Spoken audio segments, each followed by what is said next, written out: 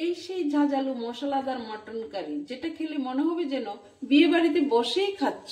ঘরে তৈরি করো একদম সেই বিয়ে বাড়ির স্বাদ। আজকে তৈরি করব বিয়ে বাড়ির স্টাইলে মটন কারি রেসিপি। তাছাড়া আপনারা দেখছেন রান্নার হাট। আজকে বাজার থেকে মটন নিয়ে এসেছে। দেখুন মটনগুলি পিসগুলি বেশি বড়ও হয়নি, ছোট হয়নি। ছোট হলেও বলে যেত, কিন্তু বড় হলেও মটন যেহেতু একটু সিদ্ধ হতে সময় লাগবে, ঠিকঠাক পিস করেছে। আমি মটনগুলোকে ভালোভাবে ধুয়ে নিয়ে এসেছি। এখানে 1 কিলো মটন আছে। আজকে আমি মটন দিয়ে তৈরি করব সম্পূর্ণ বিয়েবাড়ি স্টাইলে মটন কারি। তার জন্য নিয়ে নিয়েছি পেঁয়াজ বাটা, আদা বাটা, কাজু পোস্ত বাটা আর রসুন বাটা। প্রথমে মটনটা মেরিনেট করে নিচ্ছি। তার জন্য দিয়েছি বড় চামচের 2 চামচ পেঁয়াজ বাটা, 2 চামচ আদা বাটা, রসুন বাটাও প্রায় 2 চামচ। মটনে একটু পেঁয়াজ রসুনটা বেশিই লাগে। আর কাজু পোস্ত বাটাটা দিয়ে দিচ্ছি। এবার আমি মটনে দিয়ে দিচ্ছি হলুদ গুঁড়ো,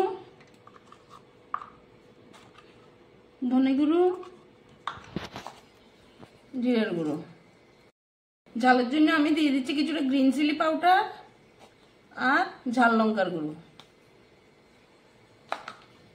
আর দিয়ে দিচ্ছি বড় চামচে 1 চামচ কাশ্মীরি লঙ্কার গুঁড়ো। দিয়ে দিচ্ছি পরিমাণ মতন সরষের তেল, দিয়ে দিচ্ছি পরিমাণ মতন নুন। এবার এটা আমি ভালোভাবে মেরিনেট করে নিচ্ছি। ভালোভাবে মেরিনেট করে 30 মিনিটের জন্য ঢাকা দিয়ে রেখে দেবো, যাতে মাটনে সব মশলাগুলি ভালোভাবে ঢুকে যায়। আমি 1 কেজি মটনের জন্য 200 গ্রাম পেঁয়াজ কুচি করে কেটে নিয়েছি। আমি গ্যাস জ্বালিয়ে একটা কড়াই বসিয়ে দিচ্ছি। কড়াই গরম হয়ে গেল, তাতে আমি পরিমাণ মতন তেল দিয়ে দিচ্ছি। তেল গরম হয়ে গেল, তাতে আমি শুকনো লঙ্কা দিয়ে দিচ্ছি ফোড়নে, তেজপাতা দিয়ে দিচ্ছি।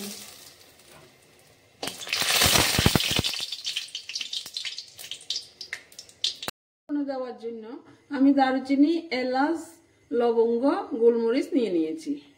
আমি ফোড়নে দারচিনি, এলাচ, লবঙ্গ, গোলমরিচ দিয়ে দিয়েছি। এবার এগুলি একটু ভালোভাবে নাড়াচাড়া করে নেব, যতক্ষণ না পর্যন্ত ফোড়নের সুগন্ধ বের হচ্ছে।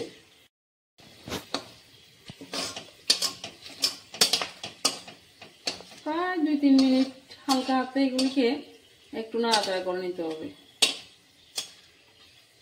যতক্ষণ ফোড়নের সুগন্ধ বের না হয়। ফোড়নের সুগন্ধ বের হয়ে গেল, আমি আগে থেকে কেটে রাখা পেঁয়াজগুলো দিয়ে দিচ্ছি। এবার এগুলি আমি লাল লাল করে ভেজে নেব।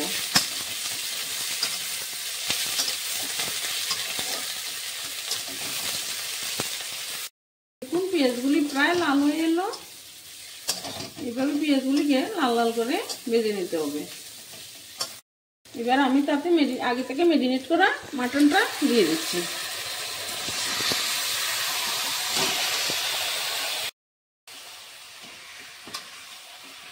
এবার এটা আমি ভালোভাবে মিশিয়ে নেব সবকিছুর সঙ্গে।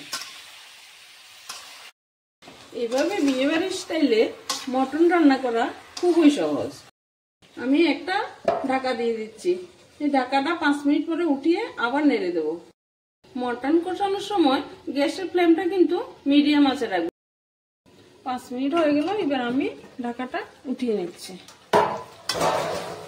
মটনটা একটু হাতে সময় নিয়েই কষাতে হয়। এই সময় গ্যাসের ফ্লেমটা মিডিয়ামে রাখতে হবে। আমি আবার 5 মিনিটের জন্য একটা ঢাকা দিয়ে দিচ্ছি। আমি ঢাকাটা উঠিয়ে নিচ্ছি।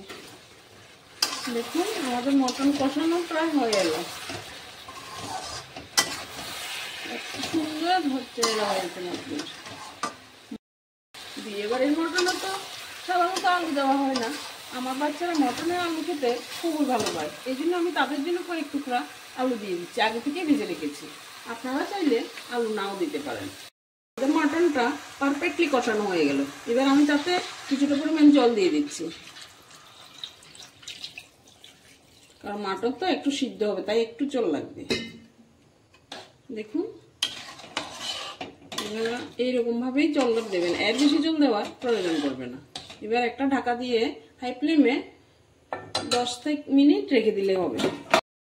এবার 5 মিনিট হয়ে গেল, আমি ঢাকাটা উঠিয়ে নিচ্ছি। দেখুন মটনে সুন্দর ফুট এসে গেছে। এইভাবে মটনটা একটু মিডিয়াম আঁচে রেখে সিদ্ধ করতে হবে ভালো করে। আমি আবার প্রায় 7-8 মিনিটের জন্য একটা ঢাকা দিয়ে দিচ্ছি, মটনটা যাতে ভালোভাবে সিদ্ধ হয়। এই সময় গ্যাসের ফ্লেমটা মিডিয়ামে রাখবেন। 8 মিনিট হয়ে গেল, এবার আমি ঢাকাটা উঠিয়ে নিচ্ছি। দেখুন মটনের কালারটা কি সুন্দর হয়েছে। তো প্রায় হয়ে এসেছে আমাদের মটন রেসিপি, প্রায় তৈরি হয়ে এলো। দেখুন আলুগুলিও সিদ্ধ হয়ে গেছে আর মটনটাও ভালো সিদ্ধ হয়েছে। দেখুন আমাদের বিয়েবাড়ির স্টাইলে মটন তৈরি হয়ে গেল। এবার আমি তাতে গরম মশলা গুঁড়োটা দিয়ে দিচ্ছি। এবার একটু ভালোভাবে নেড়ে দেব।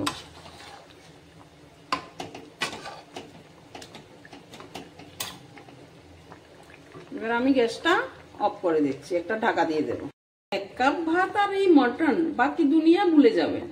এটাই হোক আপনার পরের রবিবারের বেস্ট রেসিপি। এইভাবে একবার মটন কারি বানিয়ে খেয়ে দেখবেন, পুরো বিয়ে বাড়ির স্বাদ আসবে। বিয়ে হোক বা না হোক, এই মটন খেলে মন বলবে আবার পাতে পড়ুক।